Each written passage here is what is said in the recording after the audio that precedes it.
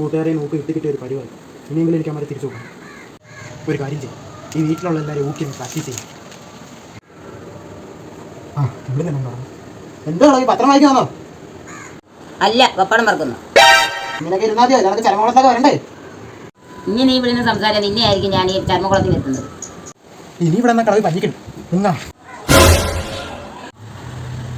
പാത്രം കഴുകി ഒരു പരുവായി ഞാൻ. എന്തിനാ ഉപയോഗമില്ലാത്ത കുറെ പാത്രം മേടിച്ചു വെച്ചാൽ നല്ലതിലും ഒന്നും ചെയ്യുന്നത്. ഉപയോഗമുള്ള ഒരു സാധനം മേടിക്കത്തില്ല. 10-18 വർഷം മുമ്പ് നിന്നെ വാങ്ങിച്ചപ്പോൾ ഞാൻ വിചാരിച്ചു ഉപയോഗം ഉണ്ടാകുന്നു. കുറച്ച് തവിട് കൊടുത്താൽ മേടിച്ചാൽ ആ തവിടെല്ലാം അങ്ങ് വേസ്റ്റായി.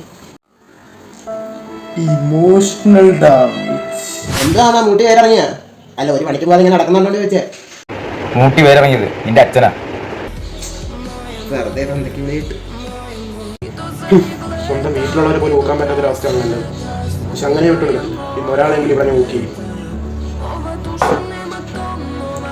അതിനൊരു നല്ലൊരു ഉറക്കത്തിന് പോവാ. എന്താണ് എപ്പോഴും തീറ്റ തന്നെ?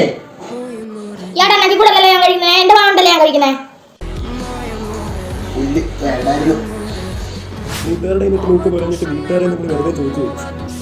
പക്ഷെ എനിക്ക് വിഷമമൊന്നുമില്ല.